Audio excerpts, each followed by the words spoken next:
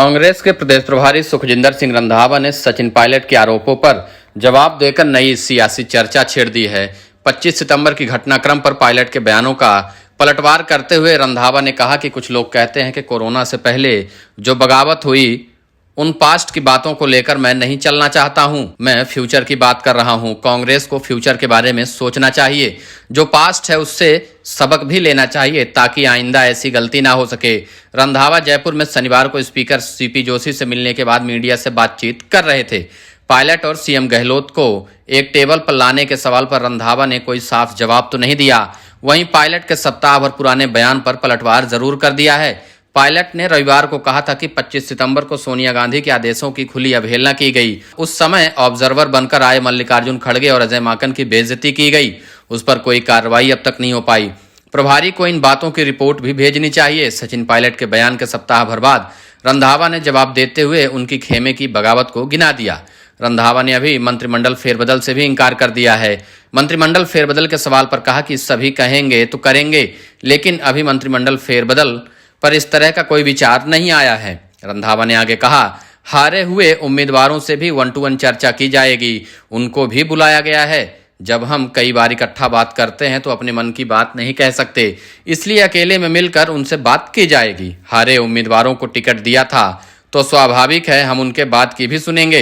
मंत्रियों से मिलने के सवाल पर रंधावा ने कहा, मंत्रियों से भी मुलाकात की है। मंत्रियों से कहा है कि सरकार के लिए तो काम कर ही रहे हो, आपको सरकार के साथ संगठन के लिए भी काम करना है। चुनावों में सरकार की बात उतनी काम नहीं आएगी, इसलिए हमने संगठन को मजबूत करने के लिए सभी से बात की है। मंत्रियों से कहा, आप बेफिक्र होकर अपने काम करते रहिए। रंधावा ने आगे कहा, मंत्रियों के पास इस मौजूदा पद से बड़ी और क्या जिम्मेदारी होगी। उन्होंने कहा कि वह अपने जिले में बेफिक्र होकर काम करें, कांग्रेस के संगठन को मजबूत करें, क्योंकि आप जब इलेक्शन में वोट मांगने के लिए जाएंगे तो संगठन ही काम आएगा, इसलिए संगठन को मजबूत करना बहुत जरूरी है। सचिन पायलट से फीडबैक पर कहा कि सभी से फीडबैक ले रहा हूं।